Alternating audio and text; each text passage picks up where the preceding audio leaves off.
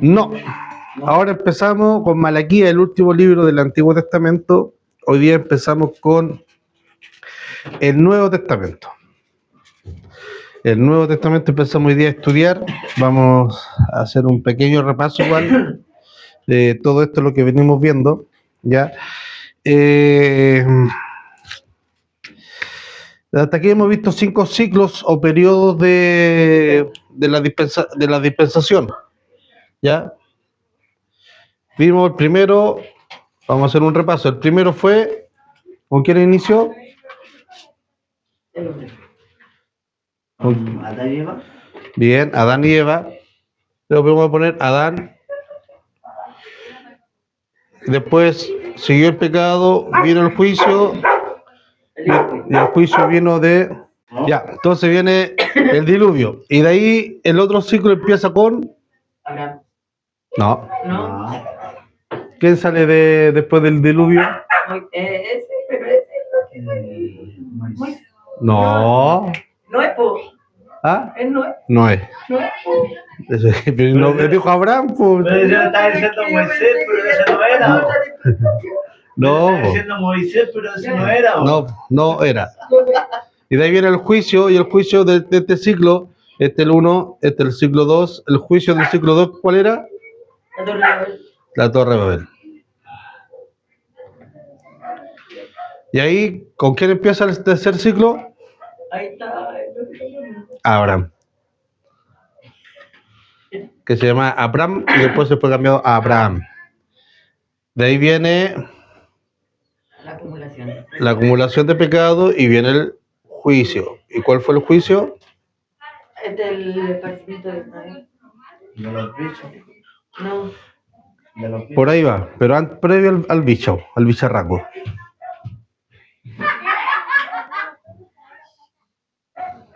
Ahí va el bicharraco. Entonces fue cuando lo llevaron cautivo. No. Perdón. Sí, ahí fue el juicio que fue cautivo por Egipto el pueblo de Israel. ¿Ya? No, está bien.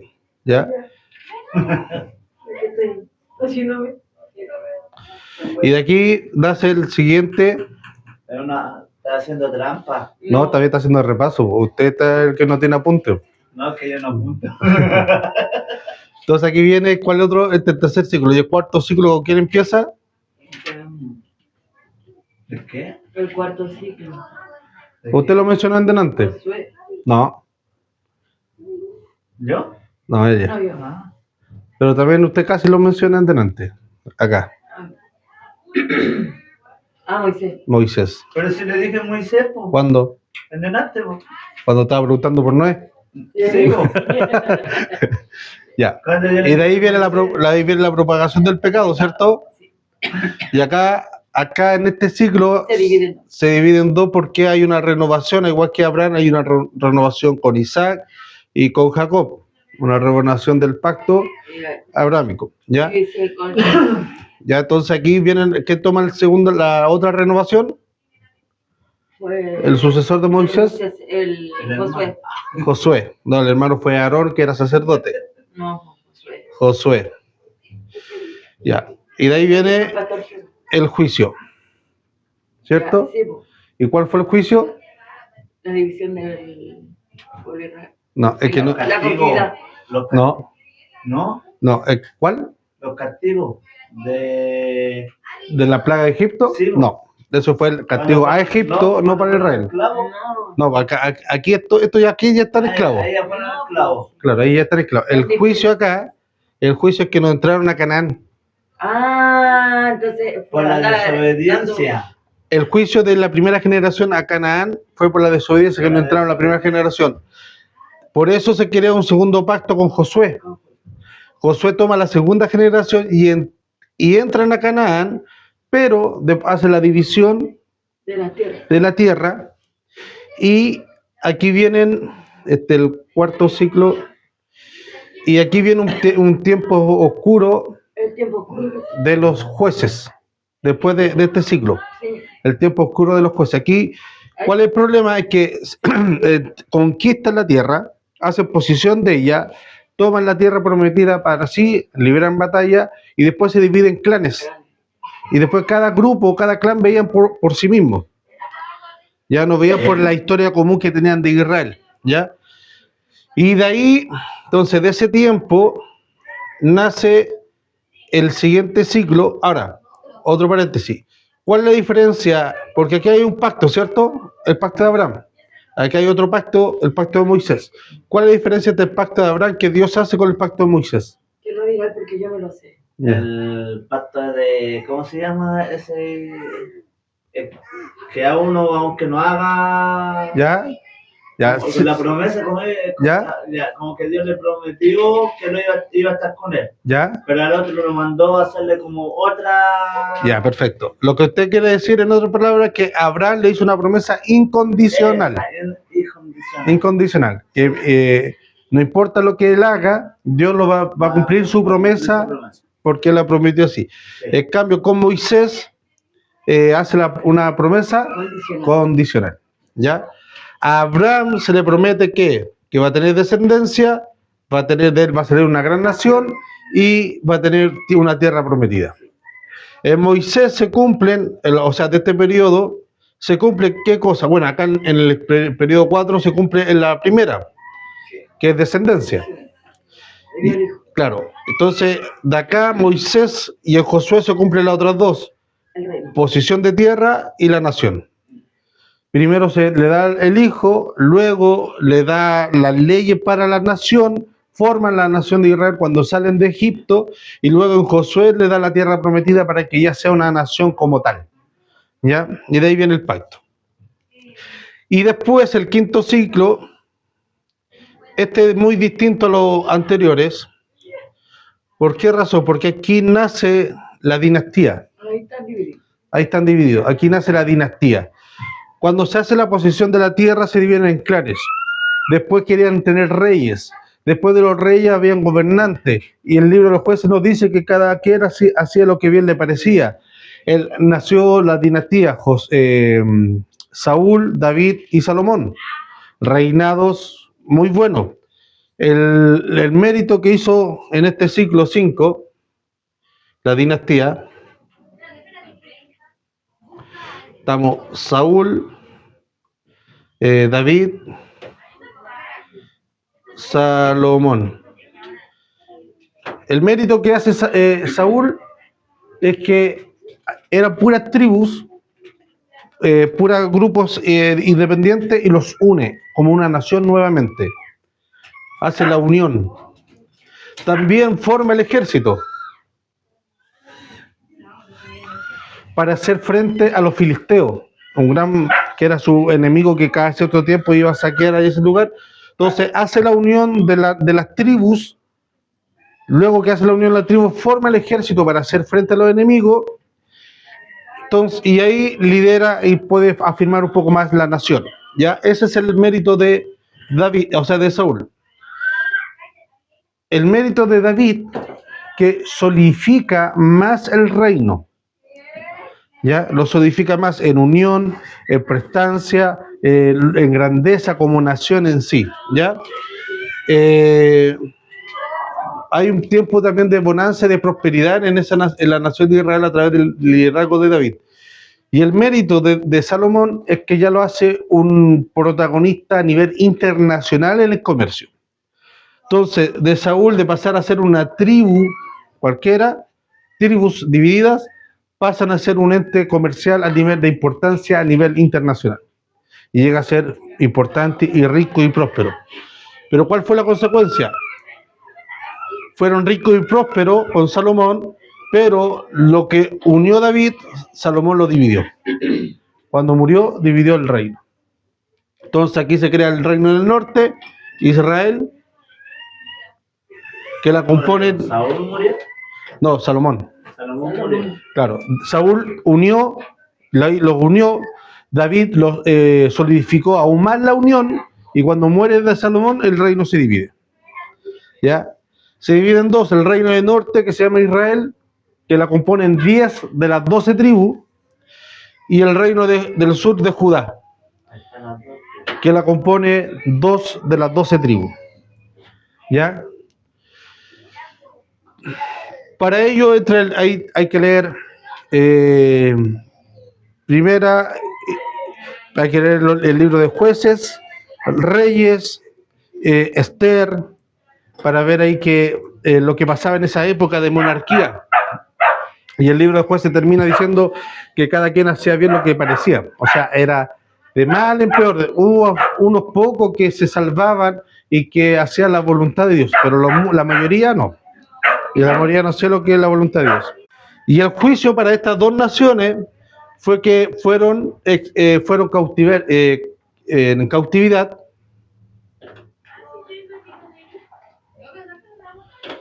por el reino de Persia y de Babilonia. Vivieron en cautividad. ¿Ya? Entonces, ahí vemos el resumen de estos 5 ciclos que hemos estado viendo. ¿Ya? Y ahí terminamos con lo que dice el profeta Malaquías, que a través de todo este periodo, de esta línea de tiempo que nosotros hemos visto, Israel siempre ha pololeado y ha coqueteado ¿con qué cosa? Con la idolatría, el politeísmo y la falsa adoración.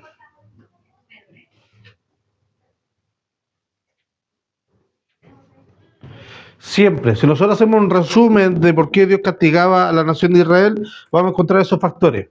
Y Malaquías, al final de Malaquías, agrega otro pecado más a la nación de Israel. ¿Cuál era? Que le robaba. Le robaba, ¿ya?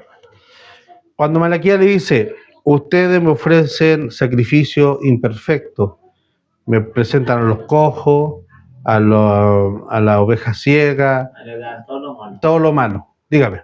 ¿Qué dice ahí abajo? De Torre Babel, no arriba ahí. ¿Ahí? No, al lado. Ahí mismo de Torre Babel, donde están los juicios. El tercer juicio de... El cuarto. Ese. Cautiverio. Ahí. ¿Ya? Le dan lo malo, siendo que Dios le había pedido que le dieran lo mejor. Entonces, en eso, claro que lo mejor, a lo mejor se estaban ahorrando, bueno, démosle esta ovejita mala, así me guardo la que buena, la puedo vender, le puedo sacar más plata, y que esta que cojita o esta que es ciega. Entonces, en esos sentidos le estaban robando, y también en los diezmos y en el alfolí. Y ahí el profeta Malaquías dice de parte de Dios, probarme y veréis que soy bueno. Traed tus diezmos y ofrenda al alfolí y hará bendición en su casa. ¿Ya? Entonces, siempre a través de toda la historia, la nación de Israel caía en esa tentación de la idolatría, la falsa adoración, el politeísmo, adorar a otros dioses. Siempre caía en esa rebeldía. ¿Ya? ¿Anotó en Malayana? ¿O sacar una foto? ¿Ya? Entonces, y ahí termina con el último profeta Malaquías. Luego de eso, del profeta Malaquías, viene un lapso de tiempo del último profeta que se escribió, que tengamos conocimiento, hasta el Nuevo Testamento, un periodo de 400 años, que teológicamente se le llama el tiempo de silencio de Dios. Porque no se levantó profeta, no hubo nadie que hablara un mensaje de parte de Dios en ese tiempo. Eso no quiere decir que se siguió el sistema religioso, la adoración a Dios, se siguió. Eso tampoco quiere decir que hubieron hombres que se levantaron de menor escalafón, no de importancia, sino que como relevancia para el relato bíblico, que hablaran de parte de Dios, ¿ya? Como los profetas mayores o los profetas menores, que tienen una cierta relevancia para el relato bíblico. Dios nunca dejó, no quiere decir que en ese tiempo, esos 400 años, Dios dejó sola a la nación de Israel. No, sino que Él entregó siempre mensaje y mantuvo la conexión con el pueblo. Pero para el relato bíblico en ese tiempo, o los materiales que nosotros disponemos ahora, no hay nada. hasta el Nuevo Testamento. Entonces, el sexto ciclo, que nosotros vamos a empezar a enmarcar, es muy distinto a todos los otros, ¿ya? Porque ya no, del sexto ciclo, de este sexto ciclo, ya no vemos una repetición marcada en la humanidad como lo vemos anteriormente. Ese ciclo de ¿qué? De salvación, luego de salvación venía la rebeldía, el pecado, luego del pecado que venía el juicio, después del juicio venía restauración, y después de la restauración nuevamente la salvación. Como ese ciclo vicioso de la nación de Israel, ¿ya? Acá nos vamos a ver ese ciclo que nosotros hemos visto a través de todo el Nuevo Testamento, o sea, del Antiguo Testamento. ¿Por qué razón? Porque aquí los personajes que nosotros vamos a ver en el relato bíblico son distintos a todos los otros. El primer personaje que nos aparece en la historia del sexto ciclo es Juan el Bautista. Este hombre es el primer personaje de este nuevo ciclo. Y el segundo personaje que vamos a ver es Jesús de Nazaret. Jesús de Nazaret. Con estos dos personajes empieza nuestra nueva historia. Y esta historia es hasta el día de hoy. Entonces, es una historia bien distinta, ¿ya? Entonces, es tan potente la aparición de estos dos personajes en el relato bíblico y a través de toda la historia de la humanidad, que cambia radicalmente todo el concepto. Incluso nosotros leemos como el Antiguo Testamento, que testamento también lo podemos traducir como pacto. Si nosotros decimos Antiguo Testamento, es lo mismo que decir Antiguo Pacto. Antiguo Testamento y Nuevo Pacto, o Nuevo Testamento, que llega a cambiar todo eso, ¿ya? Por ejemplo, vamos a Hebreos 8, Hebreos capítulo 8,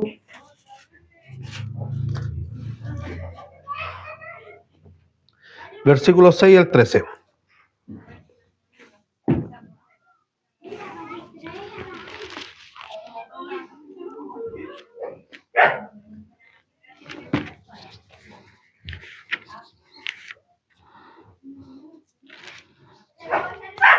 ¿Lo tienen? Ya, pero mire, dice así, pongan atención. Hebreos capítulo 8, versículos 6 al 13. Pero ahora, tanto mejor ministerio es el suyo, cuanto es mediador de un mejor pacto, establecido sobre mejores promesas.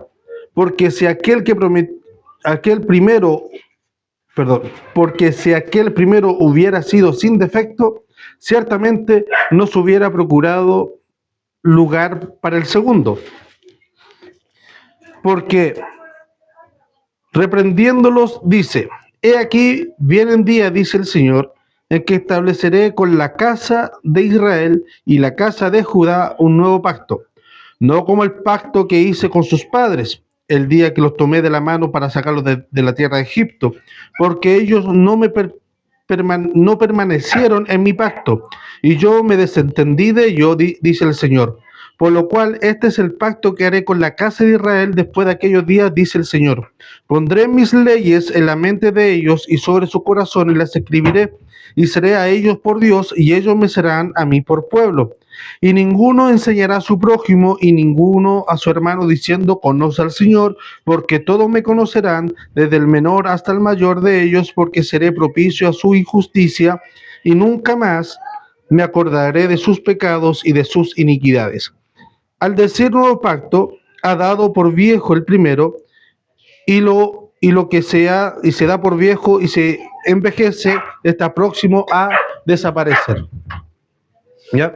Entonces, aquí ya da a entender que este pacto es totalmente nuevo y distinto al anterior. ¿Ya?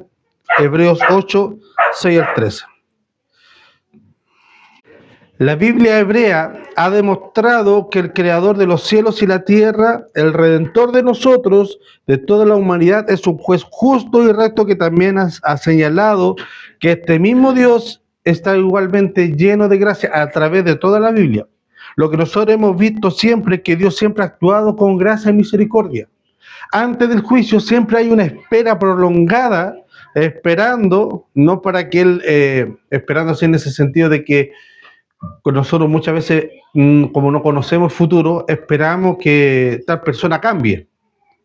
No, Dios ya conoce el futuro, pero le da ese tiempo para que el hombre pueda reconocer que a pesar de toda esa misericordia, de todo ese tiempo que Dios le ha dado de gracia, aún así no fue capaz él solo de reconocer su propio error. O sea, para que el mismo hombre no tenga excusa para presentarse ante Dios y decir, no, pues Dios, tú no me diste el tiempo para reaccionar. Pues. O sea, me castigaste a la primera. Entonces, este cambio es un cambio radical en los pactos, ¿ya? Que nosotros hemos visto. Es explícito en dos partes que componen la Biblia cristiana, tanto como el Antiguo y el Nuevo Testamento, ¿ya? Entonces, el pacto de Dios dice que primeramente el Dios habló a los padres, o sea, a la casa de Israel, a través de sus profetas y a través de la ley. Dios ahí le habló a la nación de Israel, pero dice que de muchas maneras, en los últimos días, Dios ha hablado por sus hijos. Ahora, aquí hay un punto. Últimos días. ¿Cuándo son los últimos días? ¿Cuándo ¿Por qué lo sabe? No, nosotros también sabemos cuáles son los últimos días. Y Pablo sabía cuáles eran los últimos días. El tema distinto es saber cuál es el último día. Ah, ya. Ya. Viene con el tema cuando predicó el principio de dolor y en los últimos días, guerra, rumores de guerra. Claro, el nacimiento de Jesús, el nacimiento ¿Sabes qué? El nacimiento. marca Los últimos días. los últimos días. El nacimiento de Jesús. Marca los últimos días. Estamos en los últimos tiempos. Entonces, Y Pablo, Entonces, el punto inicial es el nacimiento de Jesús. entonces el Nuevo Testamento que le llaman es como el último. claro, o sea, nosotros vemos en la Biblia como últimos tiempos, cuando nosotros nos referimos a los últimos tiempos, vamos a hablar sobre los últimos tiempos. ¿Qué nos imaginamos? Apocalipsis. Porque él habla directamente de los últimos tiempos. Pero Jesús, a través de su mensaje y a través de la cruz, entrega el mensaje y abre la puerta al último tiempo. Incluso arrepentidos y convertidos. Porque el reino de los cielos se ha acercado. Exactamente. Estando Jesús en medio de nosotros, que era la encarnación del reino de Dios, el reino de los cielos se ha acercado. ¿Por qué? Porque Jesús nació. No hace falta ninguna otra manifestación sobrenatural que algunos quieren darle, no hace falta ninguna otra expresión, nada. Jesús nació, el reino de los cielos está en medio de nosotros. Simple. Nosotros aceptamos a Jesús, Jesús está en nosotros, el Espíritu Santo está en nosotros, el reino de Dios está en nosotros. Y Pablo lo veía así, cuando él escribe la carta a Tesalonicense y dice, nosotros, los que estemos vivos, seremos arrebatados juntamente con él. Porque él entendía que ya era el último tiempo. Ahora, el cuándo no tenemos idea, pero en los últimos tiempos. Ya estamos en los últimos tiempos, los años que han transcurrido en los últimos tiempos. El tiempo que desde que nació a Jesús al tiempo de hoy, todo ese tiempo y al tiempo de mañana, y sigue hasta cuando venga Cristo, todo eso es un tiempo de gracia que Dios siempre ha dado a la humanidad. Lo dio en el arca. La acumulación del pecado era como le decíamos, hacíamos casi como conteo vaguito, 2500, 2800 Claro. años. Eso ha sido como el acercamiento de la expansión del pecado, de la propagación del pecado, es un juicio. hasta un juicio, ¿ya? Pero Y ahora Dios aquí no siempre... viene el juicio, sino que la venida de Jesucristo. Bueno, obviamente el juicio posterior. La venida del juicio, claro, la venida del juicio, la venida de Dios es el juicio ya decretado, pero ese juicio ya fue dicho. Juan 3, 16, 17, 18. Porque de tal manera amó Dios al mundo que ha dado a su Hijo unigénito para que todo aquel que le cree no se pierda, mas tenga vida eterna. Y aquel que ha creído, el que no cree ya ha sido condenado. O sea, ya está con... ya está condenado. Cuando nosotros somos salvos, nosotros ya somos salvos. Ya somos La salvos. promesa Ya, ya. es sí, Es claro, es segura. Ya no Segura. hay... El que no cree no es salvo. ya es condenado. El tema es que nosotros en el día a día no nos sentimos salvos, Claro. Sí, porque todavía estamos acá. Nosotros queremos cuando venga el reino de los cielos, las nubes, con la corona, y ahí vamos a dar la salvación. Pero Pablo y Jesús dice, nosotros, si tú creíste, ya eres salvo. La palabra que os habéis oído ya te ha hecho salvo y te ha hecho limpio. Por la palabra que habéis oído. Esta persona, si no cree, ya es condenado. Claro, ahora no sufre la consecuencia, pero ya está. Ya está con ese cartel en su pecho o en su frente, que muchos dicen el sello en la frente, ya está condenado. Entonces, el mensaje de Cristo, que es esperanzador, porque abre la puerta de gracia más libremente, pero también es condenador porque marca la sentencia. Y ahí ya no hay especulación. No, es que yo no puedo saber quién es salvo, quién no. Sí, pues, usted puede saber quién es salvo. ¿Tú creíste a Jesús como Salvador? ¿Lo aceptaste como tu Señor y Salvador? Sí, eres salvo. ¿Tú lo aceptaste? No, eres condenado. Es que no deja ambigüedades como en la ley. Claro, ahora, claro, nosotros no sabemos si esa persona hoy o mañana puede cambiar su vida. sí. Eso no lo sabemos, pero si nosotros ahora le preguntamos, está clara la posición. ¿Ya? Sí, en el momento. Es el continuo presente de la ley. O sea, Claro. es que Por eso, el de Jesús, de Dios, del Espíritu Santo, es que el continuo presente, nosotros lo aceptamos y ya somos salvos. Entonces nosotros disfrutamos, por eso cuando hablamos en Hechos, sobre el Pablo, cuando dice, no sé si quedarme con ustedes para seguir enseñando algún don o partir a la presencia de Dios. Yo sé que estar allá arriba es mucho mejor, pero quiero estar con ustedes. ¿Por qué razón tenía esa dualidad? Porque Pablo vivía ya la salvación y el reino de Dios en él. ¿Ya? Entonces, los últimos días, no, que estamos en los últimos días, que son los tiempos finales, no, desde cuando nació Jesús y sobre todo se marcó por la cruz y su resurrección, ya estamos en los últimos días. Marca el inicio del fin. ¿Ya? Entonces, cuando nosotros empezamos la narrativa del nuevo pacto, nos encontramos con los primeros libros: Mateo, Marcos, Lucas y Juan. ¿Ya? De estos cuatro, Mateo, Marcos, Lucas, Evangelio. Juan. ¿Ya? De estos cuatro, estos tres se llaman Los San Juan. sinópticos, evangelios sinópticos. Y este es distinto, el de Juan. ¿Por qué sinóptico? Porque relatan la vida, prácticamente es una biografía de la vida de Jesús, pero contado por distintos puntos de vista De distintas miradas. y distintas miradas. Y cada uno le da una entonación diferente.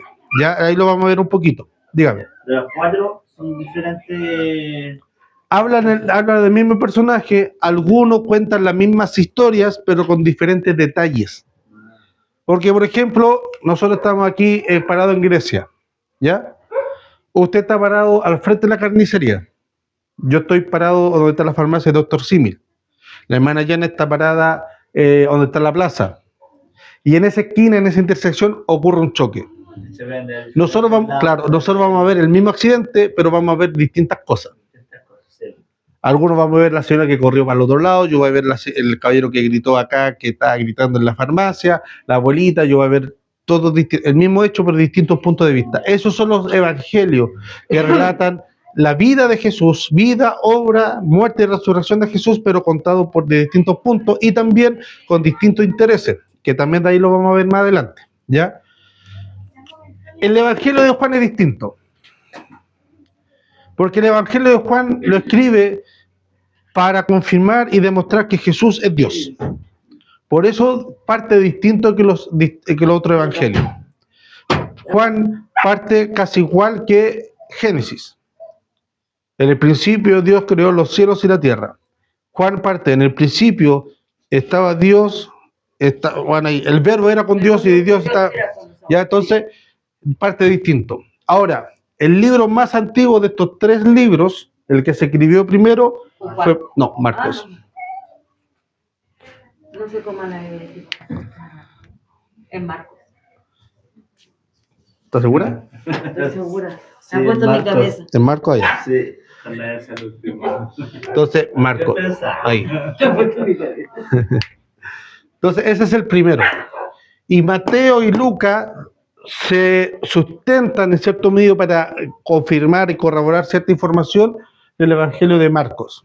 ¿Ya? Por eso, de los dos, Marcos es un poquito más, en ciertos puntos más detallado. ¿Ya?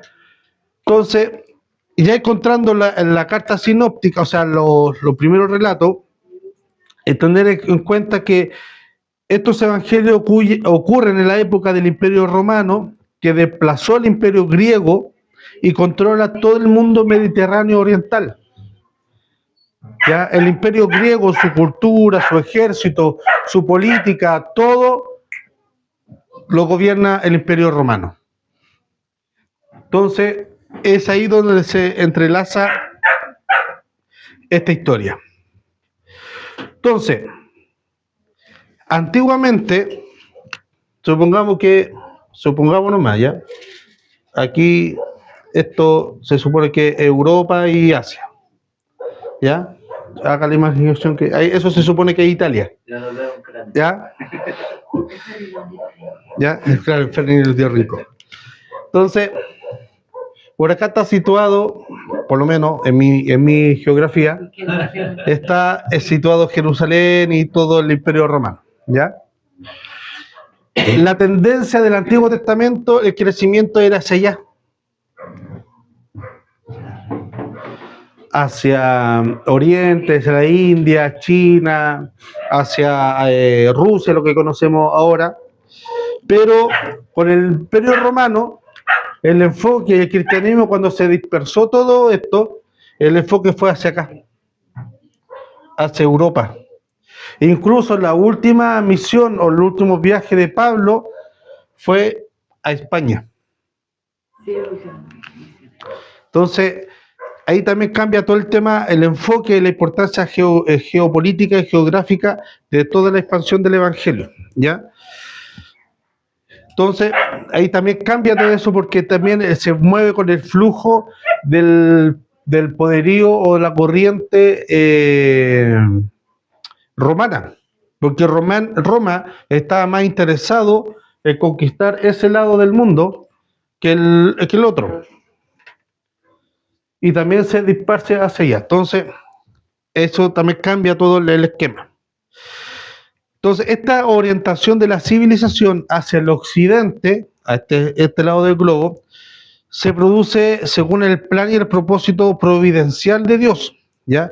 Que se desarrolla durante este ciclo que nosotros estamos viendo, con los principales profetas de este siglo, por ejemplo, lo que dice en Gálatas. En Gálatas capítulo 4, versículos 4 al 6. Y lo buscamos velozmente. Gálatas capítulo 4, versículo 4 al 6. Ahora sí. Dice, pero cuando vino el cumplimiento del tiempo de Dios, envió a su Hijo, nacido de una mujer y nacido por la ley, para que rindiese a los que están bajo la ley, a fin de que recibiésemos la adopción de hijos. Por cuanto sois hijos de Dios, envió a vuestros corazones el espíritu de su Hijo, el que clama Abba Padre. Ahí está. Entonces, parte diciendo el relato bíblico, ¿cuándo se cumplió qué cosa, hermana Yerna? Capítulo El 4. tiempo de Dios. El tiempo de Dios. O sea, este cambio geopolítico, este cambio de dirección de timón del imperio, no fue algo que Dios dijo, chuta, ya ahora está el imperio romano y el imperio romano está más interesado en el occidente. Ya, pues tiremos el evangelio para allá nomás. Tiremos la semilla para allá, para donde está soplando el viento ahora. No nos queda de otra. No, ese cambio estaba dispuesto en la mente de Dios, y cuando se cumplió los tiempos, envió a su hijo. ¿Ya? Eso para tener en consideración. Entonces también nos da el espíritu de adopción, el cual clamamos, Abba Padre. ¿Ya? Entonces, conozcamos los primeros agentes o los primeros artistas de este ciclo, de este sexto ciclo, a Jesús, a Juan el Bautista y a Jesús. Entonces, con anterioridad en la historia bíblica, el Señor entró con pacto con varias personas, grupos, con varias personas, grupos, y estos acuerdos incluyen establecimiento y promesas con Abraham, los secundarios también de la promesa que fue Moisés y David, y la renovación que hubo con Josué, y también la importancia que hubo de la renovación del pacto de Dios con Esdras y Nehemías.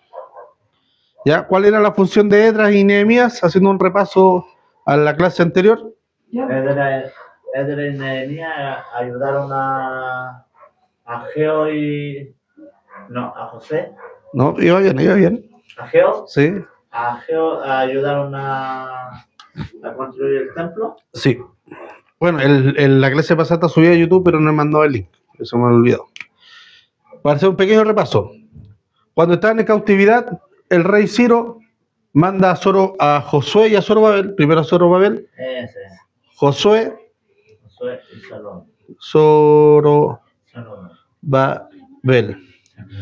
Este como sacerdote y este como agente, como profeta, ¿ya?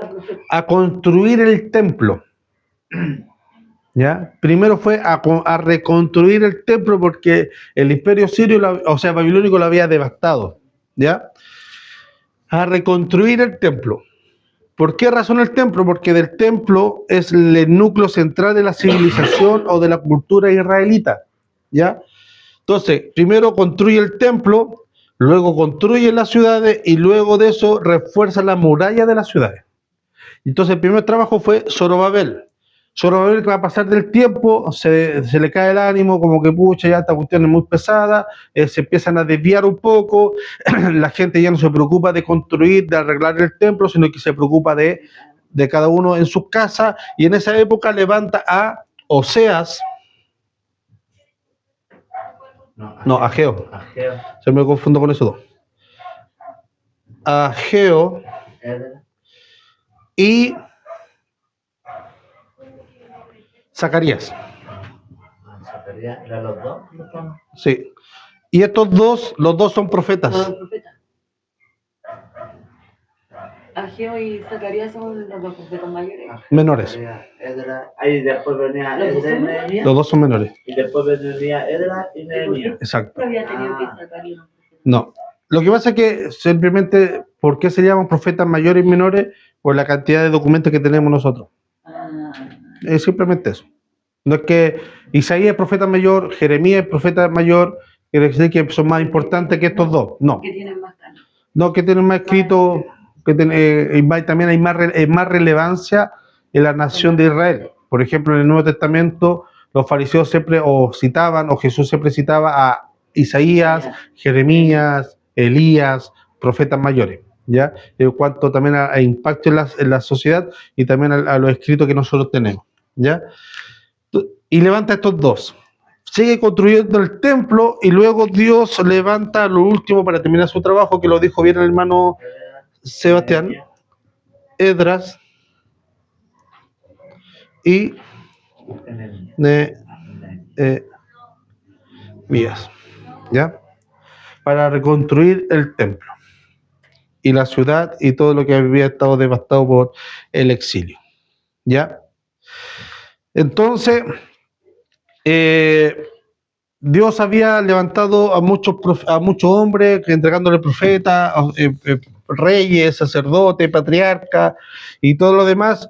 Y en este pasaje, en este ciclo, encontramos, lo vamos a enfocar en Juan el Bautista primero y después Jesús. ¿Por qué en Juan el Bautista primero? Porque es el primero que aparece en los relatos bíblicos. A pesar de que la genealogía empieza con Jesús, pero el primero en actuar en escena es... Juan era el que estaba preparando el camino. Exactamente. Entonces, por eso vamos a ver. Claro. Entonces, ellos dos son los agentes, Juan el Bautista y Jesús de Nazaret de este siglo. Entonces, cada persona, cada uno de estos dos es un profeta lleno del Espíritu Santo. ¿Ya? Pero no son iguales. Son diferentes en estatus. Juan es el profeta del Altísimo. ¿Ya? Un cargo bien noble, un título bien alto. Profeta del Altísimo, mientras que Jesús era el Hijo del Altísimo. Ahí la diferencia. Entonces, pero ambos profetas, son distintos en su función. Juan es el mensajero prometido que anuncia la venida del Señor. Mientras que Jesús es el Salvador, que es el Cristo, que Jesús es aquel que anuncia a Juan. ¿Ya? Pero esto de que Jesús sea superior a Juan no resta importancia a Juan como principal agente de este nuevo comienzo. ¿Ya? No le va a restar importancia. ¿Juan era qué de... ¿Jesús? No, de Dios. El profeta del Altísimo. Profeta del Altísimo era Juan. ¿Ya? Entonces, vamos a hablar ahora de Juan, el Bautista.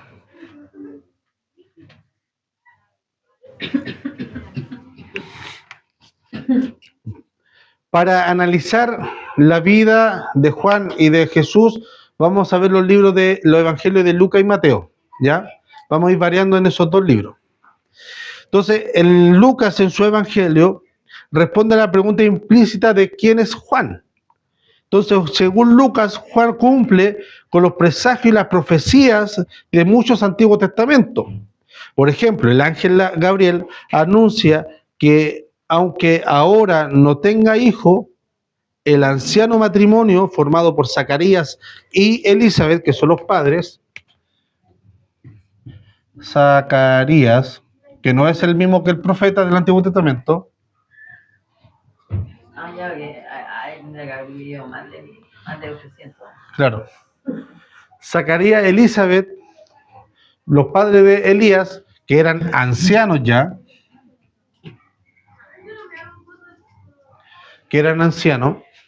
no tenían hijo, Elizabeth era estéril, y el ángel Gabriel se le aparece y le dice que va a concebir hijo. Ninguno de los dos creía. Incluso como castigo, a Zacarías quedó mudo hasta que nació Juan. ¿Ya? Entonces le dijo que iban a nacer un hijo, como lo había profetizado Malaquías con anterioridad. Este hijo tendrá un ministerio lleno del Espíritu Santo como el de Elías. Esto significa que el hijo de Zacarías será llamado profeta del Altísimo. Lucas también señala la estimación de Juan que hacía hacia Jesús. Esta afirmaba que Juan,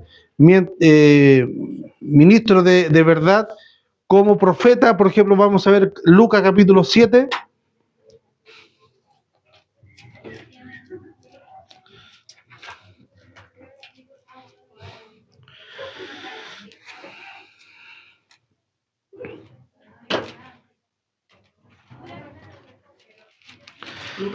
Sí, Lucas capítulo 7, versículo 27.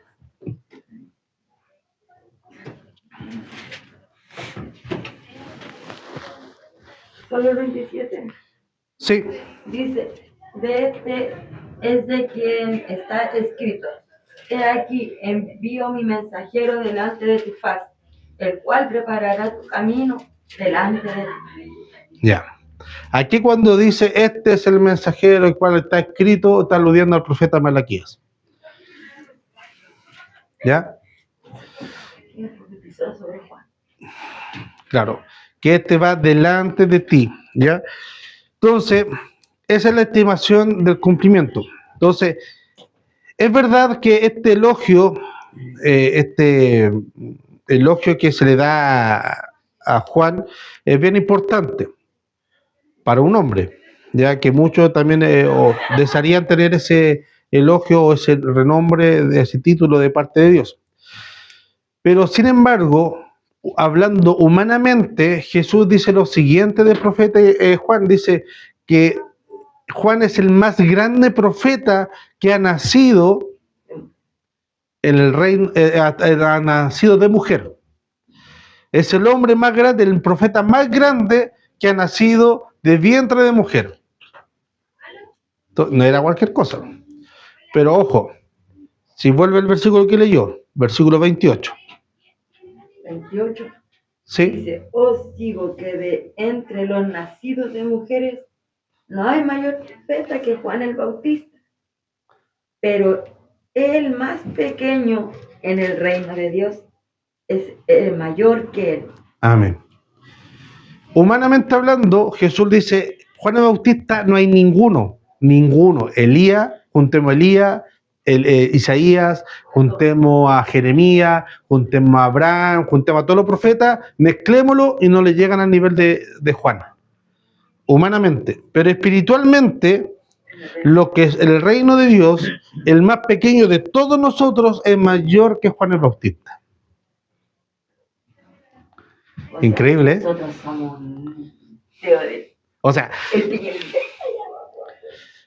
entonces, es increíble, no tan solo que el estatus que Dios nos ha dado a nosotros a través de Jesús. Y eso nos debería llevar a movernos nosotros con humildad. Porque el estatus que nosotros hemos alcanzado es mayor que Juan el Bautista, según espiritualmente, a través de Jesús. Claro. A través de Jesús nosotros somos mayor que Juan el Bautista, pero no por mérito de nosotros, de Jesús. Juan el Bautista era el mayor, pero casi por mérito de él, así humanamente hablando, porque él era solo. Él era Juan el Bautista, Dios a él lo llenó del Espíritu Santo, a él le dio esa comisión. Nosotros somos mayores de Juan el Bautista por mérito de Jesús, porque él vivió, él murió, él resucitó por nosotros. Y a través de Jesús nosotros somos llenos del Espíritu Santo. Es diferente. Eso a muchos cuando dicen, no, y mayores cosas haré en el nombre de Jesús. Yo soy hijo de Dios. No, eso lo debería llevar a la humildad, a la sencillez, de que no por nuestra fuerza, no por nuestro mérito, sino que por la gracia de Cristo, nosotros podemos hacer por la gracia de Él y cuando Él quiera más grandes cosas. Sí, no cuando nosotros queramos lucirnos. Porque nosotros pongamos en este tiempo, no sé, hay muchas horas que hay enfermos y piensan que ellos los van a sanarlos. Claro. Pero no, están dejando a Dios a un lado y Dios que hace la obra. Claro. Y ahí uno tiene que ser más humilde y decirle, no sé, la oración, Señor, que se haga su voluntad. Claro, entonces ellos hacen todo el show, la parafernalia, y después dicen, no, esto es para la gloria de Dios. Solamente lo ponen para decir, viste, dijo, nombró a Dios. Pero todo el chamullo que nace es para llevarse la gloria. ¿Por qué? Porque todo lo que preparan la tele, los celulares, llama la atención. Mire lo que estoy haciendo, pongan atención. Para que todos lo miren a él, pues como él lo está sanando. No para que se lleve la gloria de Dios. Entonces, ahí ya estamos conociendo. Ya como dice el pastor, que no me gusta, dice que cuando los mueven esas cosas, ya ellos ya tienen su pago, o sea que no esperen pago en el cielo, porque ellos ya han recibido aquí su pago, que es la fama, entre comillas, y pago en la tierra. Claro. El aprecio de la gente. Exactamente, el aprecio, la fama, que todos los conozcan, que los lleven para todos lados. Ese es el pago de ellos, esa es su fama. Bien, chársela el pago. Bien perecedero. No, vale. El pago de Dios que... Sí, claro. Ese eterno, allá arriba en los cielos. Esta cuestión maleonga, cariño. ¿Ya? Entonces, ahora, el ministerio profético de Juan provocó algo internacionalmente que internacionalmente se marcara en el contexto tanto de la historia romana. Juan vivió el tiempo de Tiberio César, Poncio Pilato y Herodes el tetrarca, ¿ya? Entonces, la predicación de Juan es sobre el bautismo y arrepentimiento. El bautismo de arrepentimiento es nada más que eso y el perdón de pecado. No era distinto a la predicación que hacía Jesús. Juan predicaba, ¿qué cosa? Bautismo, Perdón del pecado. claro, bautismo de arrepentimiento.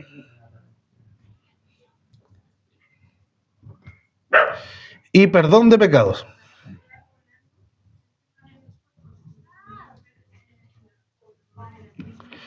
El bautismo no perdona pecados. El bautismo es consecuencia del arrepentimiento y el arrepentimiento me lleva a Dios para que me perdone el pecado. ¿Ya?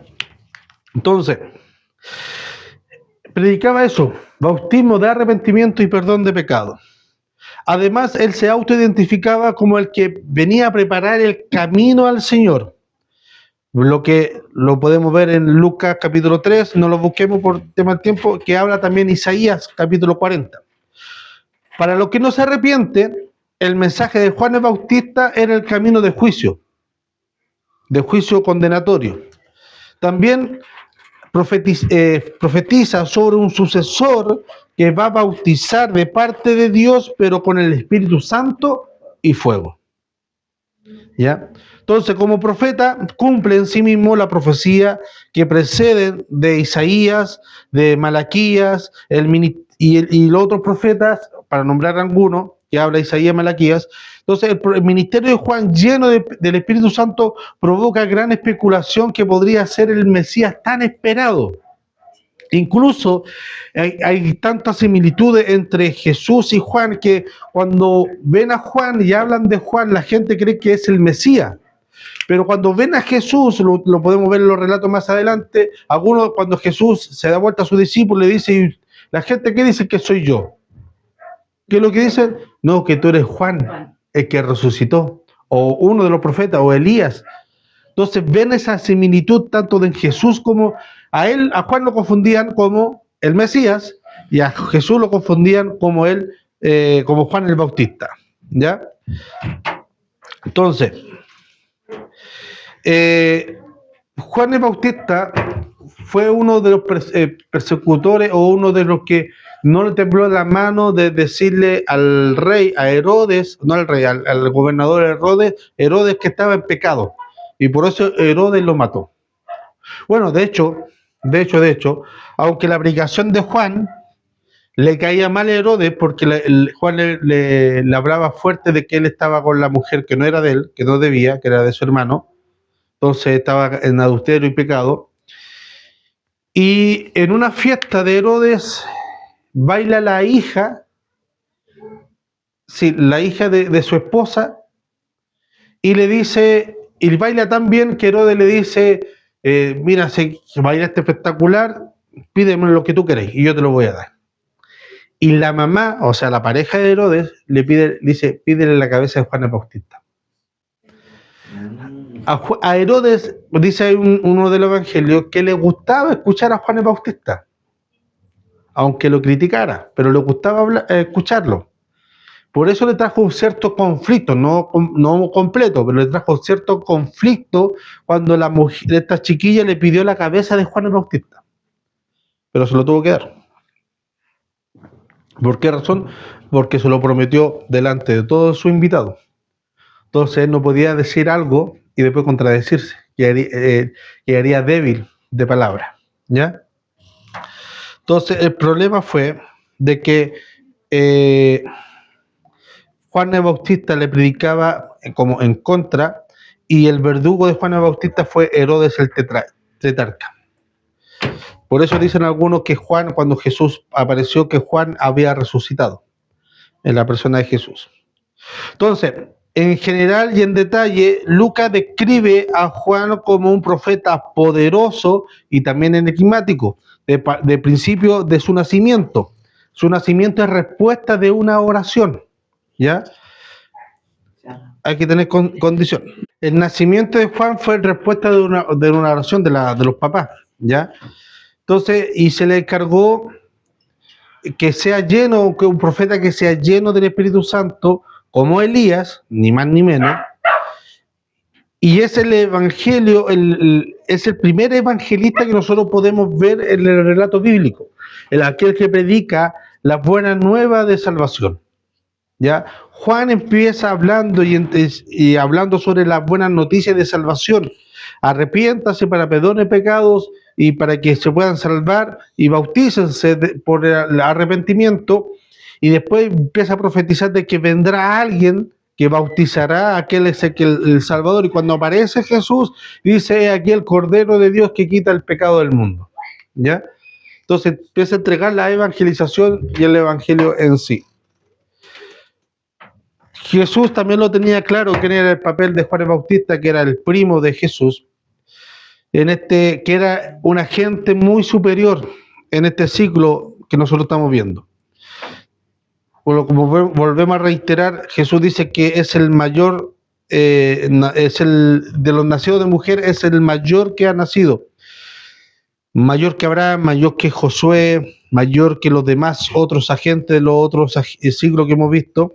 Aunque Juan es el mayor agente de este ciclo, paradójicamente existe un agente aún mayor en la historia que nosotros estamos estudiando. Exactamente. Entonces aquí Jesús es el mayor que el más grande. Juan el Bautista es el más grande, Jesús es mayor que él. Entonces ahora vamos a estudiar, vamos a ver un poco la vida de Jesús. ¿Ya? Vamos a borrar acá.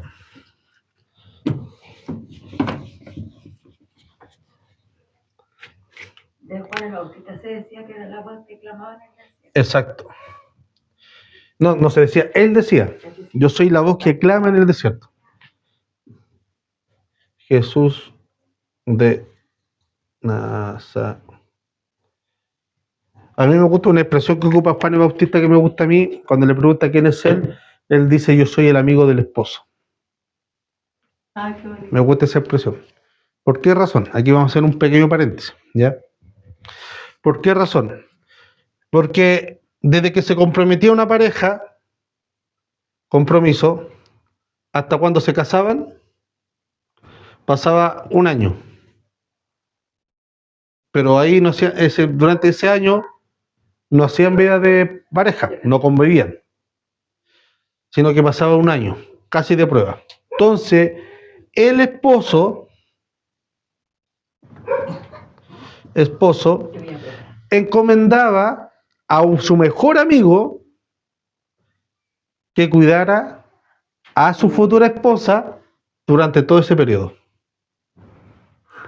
Que la cuidara, que la preparara, que tuviera pendiente de ella, de todo lo que necesitaba, que no se acercara, que la cuidara, que nadie le hiciera nada malo, que nadie se acercara a ella con doble intención, que nadie la engañara. Entonces, si a esta novia le pasaba algo, el esposo le iba a reprochar al amigo, porque no la cuidó. ¿Ya? Entonces, el amigo, la función de él es cuidar a la novia y prepararla para el novio para el momento del casamiento.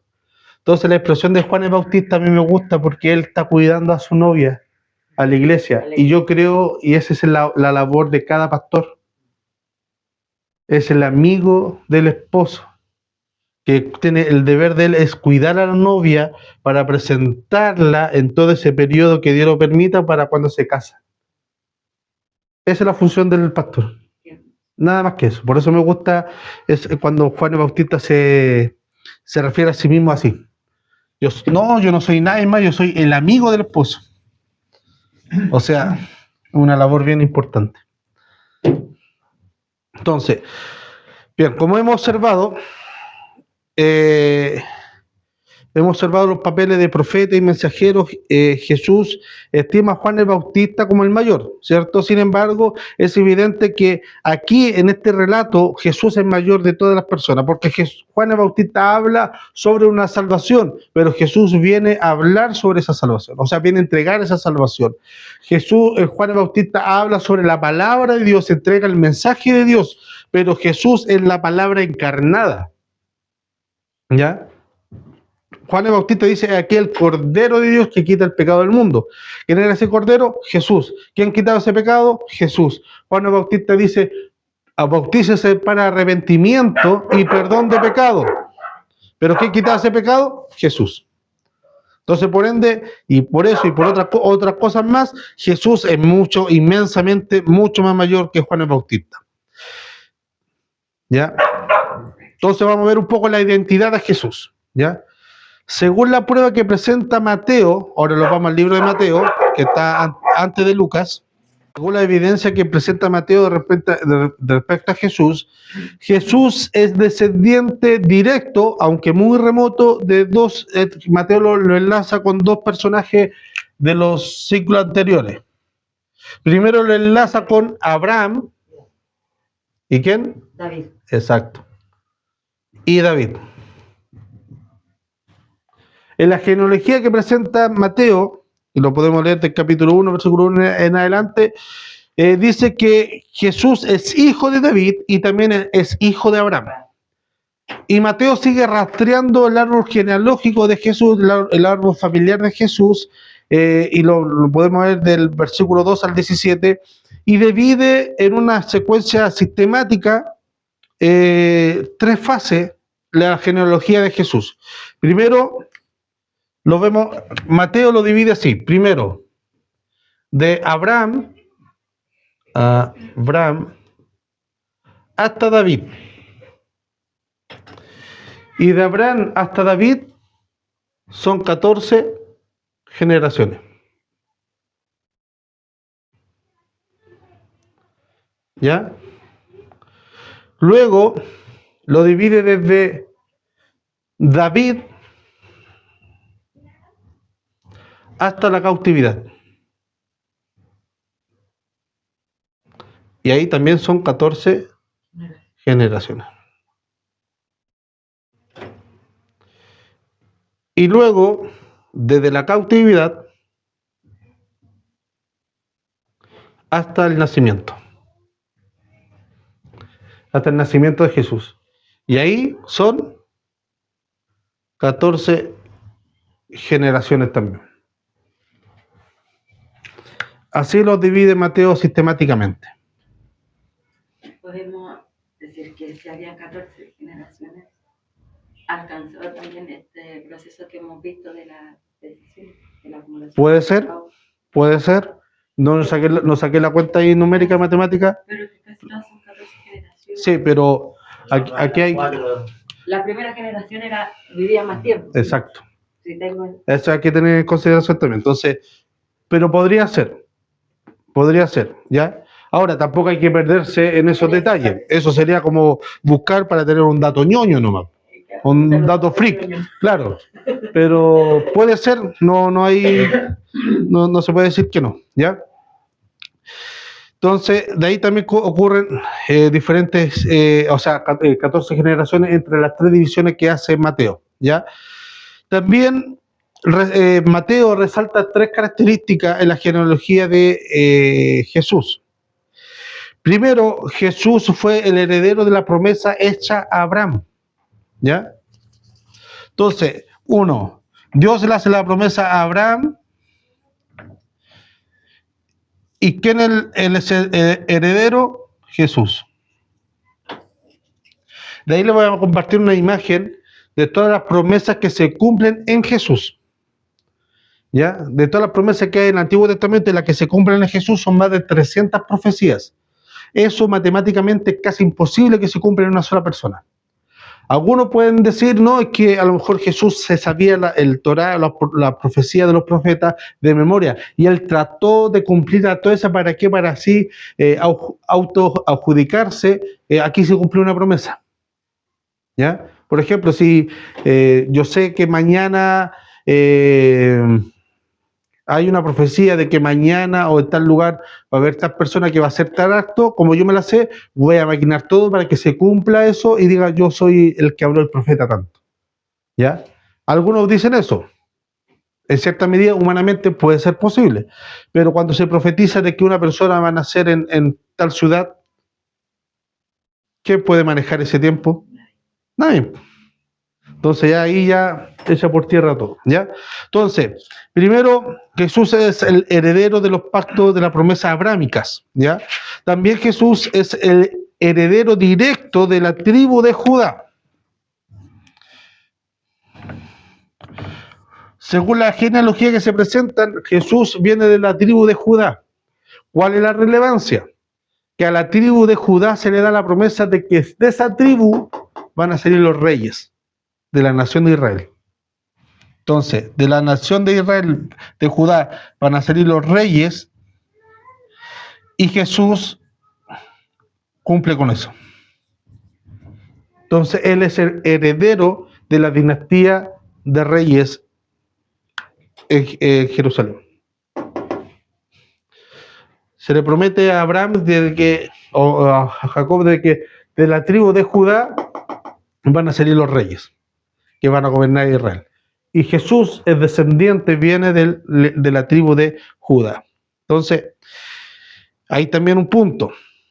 Entonces, de manera más específica, Jesús es el heredero del pacto davídico, que más adelante en la dinastía es el linaje de la dinastía que se prosigue a través de Salomón. ¿Ya? 3. David, Jesús. La nación de Israel ve a David como el gran rey. ¿Ya? Como el gran rey. Y Jesús es el heredero de esa dinastía. Entonces, la identidad de Jesús no solo está moldeada por la historia de la salvación de Israel, sino que también se aclara por los diversos títulos que se le dan a Jesús a través del libro de Mateo. Por ejemplo, a Jesús se le dice que se va a llamar Jesús. ¿Qué quiere decir? ¿Qué significa Jesús? Que Dios salvará a su pueblo. ¿Ya? Además, el cumplimiento de Jesús, de la profecía a Jesús, también se le llamará Emmanuel. ¿Qué significa Emmanuel? Dios con nosotros.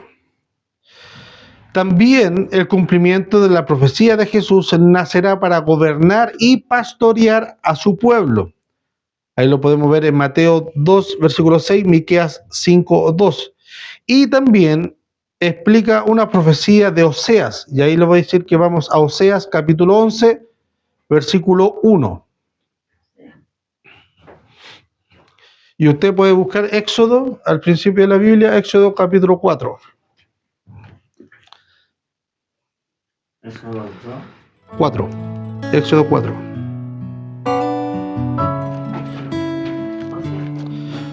Oseas 11:1.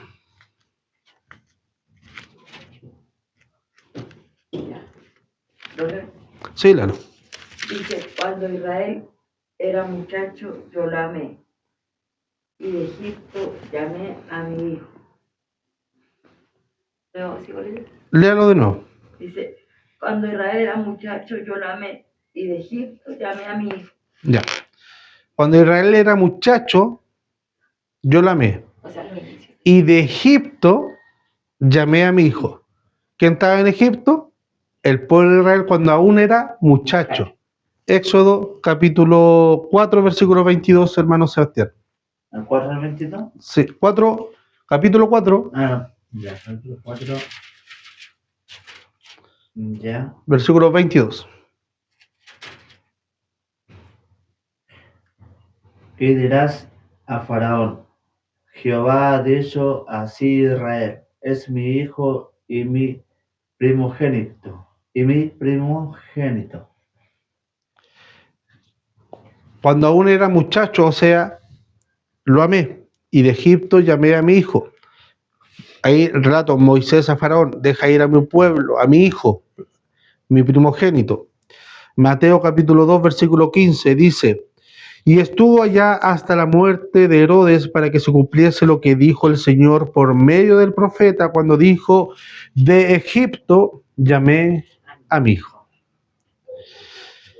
¿Quién estuvo allá hasta que murió Herodes? Estuvo Jesús cuando María estaba embarazada y estaban haciendo un censo porque Herodes quería matar a todos los niños, escapó y fue a Egipto.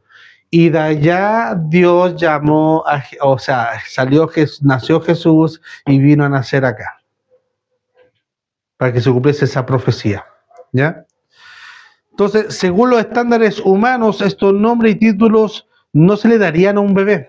Emmanuel, Jesús, Dios con nosotros, Dios salvará a su pueblo, que de Egipto que Dios llamará a su hijo, no se le darían a un bebé, sino que se esperaría que fuera más adulto y fuera digno de llevar esos títulos, y menos a un bebé que nazca de un matrimonio que sean artesanos, como era Jesús, o sea, José hacía muebles. Entonces nosotros podemos ver vamos a ver aquí 4 profecías. Por ejemplo, en Mateo 1:22, dice, para que se cumpliese lo dicho por el profeta. ¿Cuál profeta? Isaías 7:14, que es lo que dice, y la Virgen concebirá. ¿Ya? En Mateo 1:22 dice, para que se cumpliese lo dicho por el profeta. ¿Qué profeta? Isaías. ¿Qué dijo Isaías? Y la Virgen concebirá. ¿Concibió la Virgen? Sí. Mateo 2:5 dice, porque así está escrito por el profeta. ¿Cuál profeta? Miqueas 5:2. ¿Qué dice? El Cristo tiene que nacer en Belén de Judá. En Belén de Judá. ¿Y quién es el descendiente de Judá? Jesús. Mateo 2:15 dice, para que se cumpliese lo dicho por el Señor por medio del profeta. ¿Qué profeta? Oseas 11:1, que dice, de Egipto llamé a mi hijo. ¿Ya? Mateo 2:17 dice, entonces se cumplió lo que fue dicho por el profeta Jeremías. ¿Qué es lo que dijo Jeremías? Capítulo 31, versículo 15, dice, voz fue oída en Ramá, lloro y llanto amargo. ¿Ya? ¿Cuándo fue dicho eso? Cuando empezaron a matar a los niños recién nacidos. Hubo un llanto y un lloro amargo en toda la ciudad. Entonces, aquí yo voy a mandar una imagen al grupo donde se ven todas las profecías que se han cumplido en Jesús, ¿ya? Entonces, podemos hacer muchas otras conexiones y ver muchos otros pasajes, ¿ya? Ahora, la identidad de Jesús según el Evangelio de Lucas. Esto es lo que nos presenta a nosotros Mateo. Mateo entrega una genealogía, divisiones, nos entrega características, nos entrega base de por qué Jesús debe ser el descendiente o el legítimo rey en base a esos pedigrí. Entonces, Una consulta. ¿Mm? Juan el Bautista también fue nacido como Jesús, en una mujer como virgen. No. ¿O no? Solo Jesús. Solo Jesús. Solo Jesús.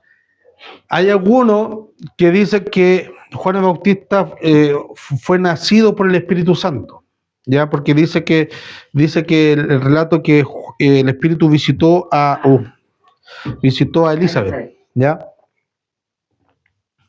Pero no es la misma, lo visitó de la misma forma que Dios visitó a Sara para abrirle el vientre a Abraham para que nazca Isaac, ¿ya? El relato bíblico, a diferencia con Jesús, dice que el Espíritu Santo se posó en María y ahí concibió a Jesús, ¿ya? Entonces, es muy distinto al relato bíblico. Si fuese así, una de las características principales de Jesús es que es el unigénito. ¿Qué quiere decir eso? Único en su género.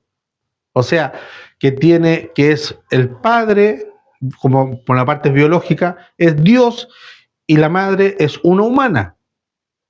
Entonces, por eso tiene la característica de que es hombre y Dios, 100% hombre, 100% Dios. Si fuese así con Juan también sería lo mismo. Entonces, Jesús no sería el unigénito, ¿ya? Ahí a tener a consideración, ¿ya? Entonces, veamos aquí cómo lo presenta Lucas. Como en el Evangelio de Mateo y en Lucas, tanto Juan Bautista como Jesús son los agentes primordiales.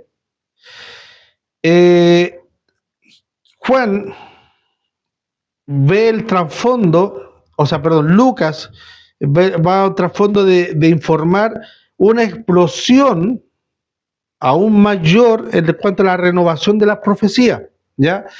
Cuando nosotros vemos el libro de Lucas, cómo empieza la narrativa, empieza a hablar sobre una explosión de la llenura del Espíritu Santo como consecuencia o lo que se va a venir posteriormente en el Pentecostés, ¿ya? Haciendo alusión o viendo en él la figura de cómo va a ser lo que anunció el profeta Joel. ¿Qué dice Joel? Que en aquel tiempo derramaré mi espíritu sobre todos, ¿ya? Entonces, nosotros los primeros relatos, nosotros podemos ver, por ejemplo, en Lucas capítulo 1, versículos 15 y 17, podemos ver que el relato nos dice que Juan el Bautista fue lleno del Espíritu Santo, ¿ya? Después nos dice que la madre de Juan fue lleno del Espíritu Santo. Después vemos que el padre de Juan, Zacarías, fue lleno del Espíritu Santo, ¿ya? Y después vemos que cuando nace Jesús, María y José llevan a Jesús al templo para cumplir con la ley y lo ve el anciano Simeón. Y dice que lo vio y fue lleno del Espíritu Santo y empezó a profetizar. Cuando fueron llenos, por ejemplo, Zacarías profetizaba. Cuando fue lleno Elizabeth, explotó en alabanza y profetizaba. Juan el Bautista era un mensajero de la verdad y era lleno del Espíritu Santo y también profetizaba, ¿ya? El Simeón es dirigido por el Espíritu Santo y también profetizaba, ¿ya? Entonces, vemos una irrupción bien distinta a diferencia del Antiguo Testamento, donde personas, entre comillas, normales, para no cumplir una función específica, porque Zacarías fue lleno del Espíritu Santo, pero no cumplió ninguna función específica. En cambio, en el Antiguo Testamento, los que eran llenos del Espíritu Santo cumplían una función específica para liberar a su pueblo, para profetizar, para amonestar, para dar juicio, para dar cualquier otra palabra de Dios, para cualquier otra cosa. Función específica. Pero aquí Elizabeth y Zacarías fueron llenos del Espíritu Santo, pero no cumplieron ninguna. Entonces vemos una característica ya distinta del Espíritu Santo, ¿ya? Que ya no era para ciertas ocasiones o para ciertos puntos, haciendo presagio a lo que vendría en el aposento alto. Entonces, de manera individual o colectiva, esta experiencia del Espíritu Santo, que inspiran profecías, señales de los últimos días, han comenzado esta interpretación narrativa y completa de Dios, ¿ya? Entonces se confirma por este estallido de profecías, por ejemplo, los 4 que nombramos, los 3, Elizabeth, Simeón y Zacarías, empezaron a profetizar ya. Entonces había una explosión de profecía haciendo alusión al profeta Joel, de que en los últimos tiempos los niños, las hijas, los jóvenes, incluso los esclavos y las esclavas iban a profetizar de igual forma. Entonces, cuando hemos visto los títulos que se le da a Dios, en una época anterior estos títulos se le usaban para identificar al Dios de Israel, ¿ya? Pero aquí estos títulos que también se le daban a reyes y emperadores en tiempos greco-romanos, aquí también se les daban a un bebé. Por ejemplo, cuando vinieron los ángeles, vieron al bebé y empezaron a hablar Hosana en las alturas. Cuando vinieron los reyes y también los pastores, alababan a Dios por este gran rey. Cuando dijeron que iban a ser el Emmanuel, Dios con nosotros, le pondrá su nombre Jesús, que significa Dios salvará a su pueblo. Es un título que se le da a alguien que sea mayor y que tenga como las credenciales de que verdaderamente lo va a salvar, pero a través del uso del ejército, del poderío, pero no para un bebé. Pero bueno, ahora nosotros entendemos que este bebé no era cualquier bebé. Entonces la genealogía de Lucas nos proporciona de Jesús y refuerza la unicidad y el deber de este bebé, que empieza con una declaración enigmática y misteriosa según como lo crió José, concluye identificando a Jesús como el hijo de Adán, ¿ya? Lucas concluye su genealogía, si podemos ir al libro de Lucas, por cómo lo escribió.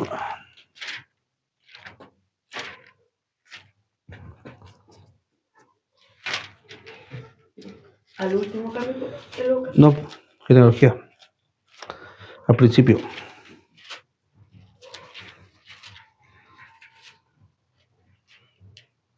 Genealogía de Jesús, dice. Ujú. Jesús mismo al comenzar su ministerio era como de 30 años, hijo, según se creía, de José, hijo de Elí, hijo de Matán, hijo de... La genealogía completa. No, y vamos al último versículo. Hijo de Matusalén, hijo de Enos, hijo de Set, hijo de Adán, hijo de Dios. ¿Ya cómo termina? Hijo de Adán, hijo de Dios. Hijo de Enos. Ven ahí los últimos dos hijos. Hijo de hijo de Dios. Adán, hijo de... Dios. ¿Por qué da esa última expresión, la última frase? Que Adán fue Adán, que se lo vino... creado por Dios. Sí, obviamente fue creado por Dios, pero ¿por qué en la genealogía, por qué habla sobre hijo de Adán?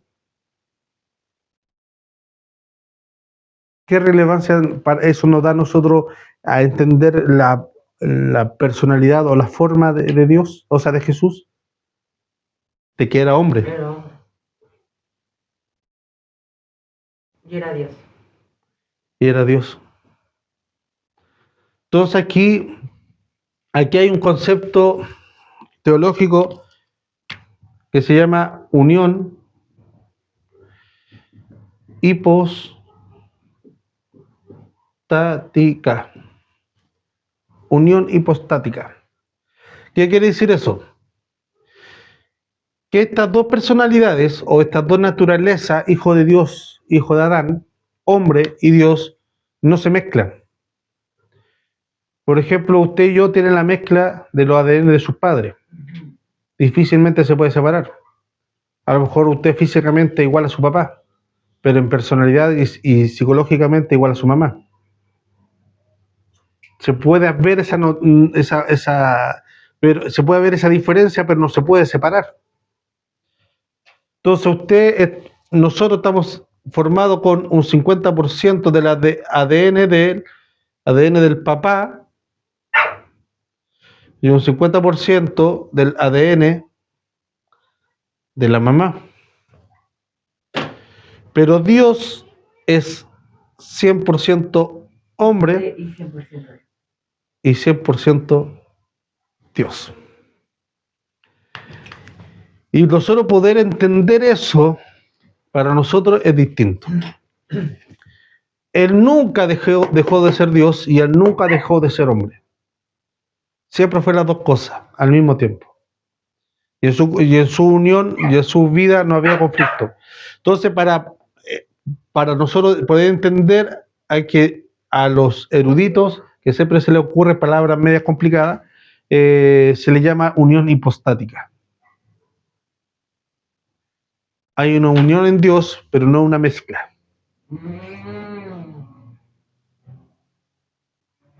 ¿Ya? Entonces, para poder entender a Dios como hombre, por ejemplo, cuando él dijo, cuando le preguntaron por el fin de los tiempos, él dijo, no, solamente la hora la sabe mi Padre.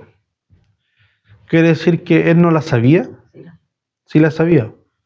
¿Pero por qué dijo eso? Porque no es de nosotros. No es de nosotros, y ahí estaba abogando a su nivel de hombre. Él estaba cansado. ¿Se acuerda? Y él ya le alegó. Hasta la zorra tiene su guarida. Y el Hijo del Hombre no tiene dónde reposar su cabeza. Ahí él hablaba como hombre. Por ejemplo, nosotros tenemos fuerza, ¿ya? Vamos a una reunión, a un culto, y la hermana nos dice, hermano Seba, ¿usted puede correr esa banca? Y usted le dice, no. Un ejemplo muy simple. Eso cuando usted dice que no, quiere decir que usted no tiene fuerza para mover esa banca, o simplemente en su voluntad no quiere ejercer esa fuerza. La voluntad. Usted tiene la fuerza para mover esa banca y otras 10 más. Pero él no quiso, en su voluntad, ocupar esa fuerza o demostrar esa fuerza, dar visibilidad de esa fuerza. Dios, en su condición de hombre y en su condición de Dios, muchas veces no en su voluntad, que él se autorregulaba o autodominaba, no quiso mostrar cuando tenía hambre, no quiso demostrar ser Dios convirtiendo la piedra en pan. Cuando tuvo sed, cuando quería descansar y alegar, y la zorra tiene su guarida y el hijo del hombre no tiene donde reposar su cabeza. ¿Pero por qué? Porque en su humanidad también quería demostrar empatía con nosotros. Porque eso es fácil. Dice que tengo hambre y no tengo plata. Pum, listo. Una chorrillana. Pero también en su divinidad, en su humanidad, también no quiso ser distinto y que nosotros lo viéramos Jesús, como decimos esa frase, pero si Jesús era Dios, pues, para él era fácil. Para él era fácil, ¿no? Porque también vivió todas nuestras tentaciones, las vivió como hombre, al 100%, no al 50%, al 100% la vivió como hombre. Entonces, él no entiende a nosotros cuando nosotros vamos ante él, porque él la vivió al 100%. Y ahí nosotros podemos hilar más fino. Las tentaciones como hombre, la parte sexual la tuvo Jesús, sí, pues, porque él fue tentado en todo. Pero aún así, él quiso en su voluntad humana consagrar su vida para Dios, para presentarla como una ofrenda grata y sin mancha ante Dios. No tan solo en hechos, sino también en su cuerpo. Él se autorrestringió, así como el apóstol Pablo. Pablo, a la carta de Corintios dice, ¿acaso yo no puedo casarme? ¿Yo no puedo tener pareja? ¿Yo no puedo recibir plata por el trabajo que hago? Él sí podía, pero él quiso separarse, abstenerse de todo eso por causa del Evangelio. A causa del Evangelio, para que nada sea estorbo para él. Jesús es lo mismo. Jesús en su humanidad se privó de todo eso, de todas las tentaciones. Él sufrió todo lo que nosotros sufrimos al 100%. Y él lo soportó todo y entregó su vida al 100% como Dios y como hombre. Para entender eso. ¿Ya? Vamos bien hasta ahí, ¿cierto? Perfecto. Entonces, para ir terminando, el ungimiento de Jesús se produce cuando es bautizado por Juan el Bautista, ¿ya? Y en ese momento, Lucas informa que mientras Jesús estaba orando del cielo, el cielo se abrió y descendió el Espíritu Santo sobre él en forma corporal como paloma. Y vino una voz del cielo que dijo, tú eres mi Hijo amado, en ti tengo complacencia. Como lo señala Lucas, estas dos señales del ungimiento de Jesús son el descenso del Espíritu Santo y la voz explicativa desde el cielo. Es lo que encarga a Jesús a predicar el Evangelio, a dar la grata nueva de salvación de parte de Dios a los hombres. Y aquí la cita que vamos a leer, Lucas capítulo 4, hermana Yarna, Lucas capítulo 4, versículos 18 y 19. Y el Espíritu Santo del Señor está sobre mí, por cuanto me ha ungido para dar la buena nueva a los pobres, me ha enviado a sanar a los quebrantados de corazón, a pregonar libertad a los cautivos y vista a los ciegos, a poner en libertad a los oprimidos, a predicar el año agradable del Señor. Amén. Es una hermosa lista que presenta ahí el Señor, porque todos encajamos en esa lista. Sí. Todos nos metemos ahí a restaurar los corazones, a dar el año agradable del Señor.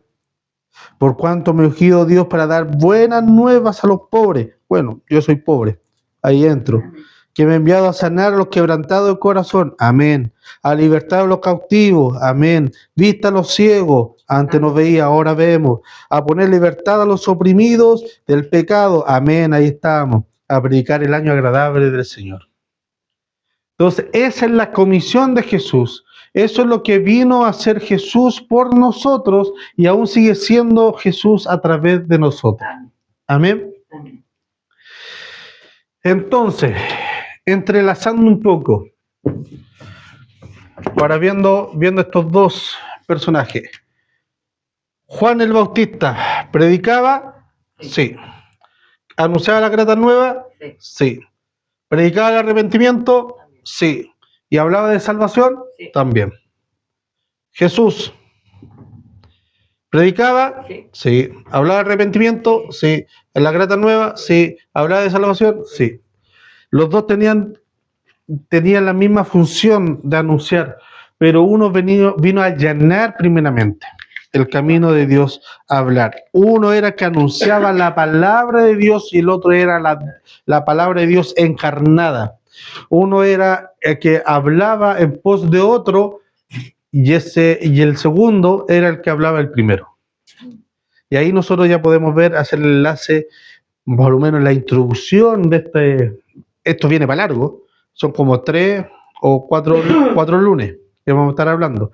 De ahí vamos a ver un poco cómo lo presentan el relato de Jesús los otros evangelios. Y vamos a ir viendo las distintas características, porque no todos hablan, o sea, apuntan a Jesús, pero tienen distintos fines, enfoques y para quién va dirigida las cartas, ¿ya? Entonces también vamos a hablar sobre ese ciclo. Pero hasta aquí sería la clase de hoy. ¿Alguna duda, consulta, sugerencia, reclamo? ¿No? Perfecto. Entonces nos ponemos de pie y vamos a hacer una oración.